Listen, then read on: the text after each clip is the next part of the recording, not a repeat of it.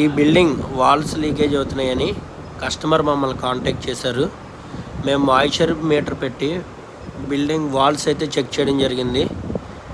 TV unit back side wall అయితే ఈ బిల్డింగ్కి 70-75% మాయిశ్చర్ అయితే మాకు కనిపించింది. ఆ కస్టమర్కి తెలియజేసాం. మేము ఆల్రెడీ వాళ్ళకి లీకేజ్ అవుతుందని చెప్పేసి చమాయింపు వస్తుందనేసి పీవీసీ షీట్స్ అనేది స్టిక్ చేశారు. మేము అన్నీ చెక్ చేస్తే ఇంచుమించు 70-75% మాయిశ్చర్ అయితే మాకు కనిపించింది.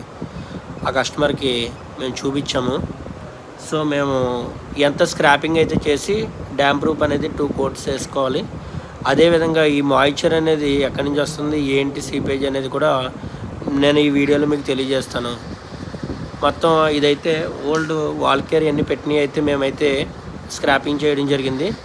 డ్యామ్ ప్రూఫ్ వేసుకునే ముందు మొత్తం అంతా స్క్రాపింగ్ చేసుకుని ఓల్డ్ పెయింట్ రిమూవ్ అయితే చేసుకోవాలి. అలా రిమూవ్ చేసుకున్నట్లయితే మనం వేసే డ్యామ్ ప్రూఫ్ అనేది అప్లై చేసుకోవడానికి మనకి బాగా స్టిక్ అవుతుంది. సో అవుట్ సైడ్ టైల్స్ అయితే మొత్తం ఇట్లా మొక్కలతో ఉంది. ఆ టైల్స్ జాయింట్స్ ఉన్నాయి. జాయింట్స్ అయితే ఫిల్లింగ్ అనేది సరిగ్గా లేదు.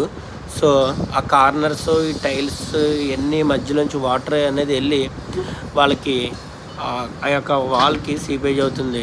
సో మేము చెప్పాము కస్టమర్కి టైల్స్ అనేది కటింగ్ చేసుకుని విగ్రు కటింగ్ చేసుకుని ఎపాక్సీ చేయాలని చెప్పాము. టైల్ జాయింట్ మనం కటింగ్ మిషన్ని ఈ విధంగా విగ్రు కటింగ్ అయితే చేసుకోవాలి.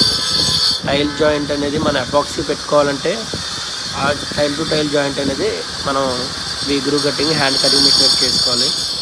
చేసిన తర్వాత మనం ఆ యొక్క బ్రష్ పెట్టి క్లీన్ చేసుకోవాలి. ఆ జాయింట్స్ మనం కట్ చేసుకున్నది అయితే బ్రష్ పెట్టి క్లీన్ చేసుకుని డస్ట్ లేకుండా చూసుకోవాలి. సో మనం ఎపాక్సీ పెట్టే ముందు అయితే మనం అయితే మొత్తం వాష్ అనేది చేసుకోవాలి. సర్ఫ్ పెట్టి మొత్తం వాష్ చేసుకున్నాము. దీనికి ట్రాన్స్పరెంట్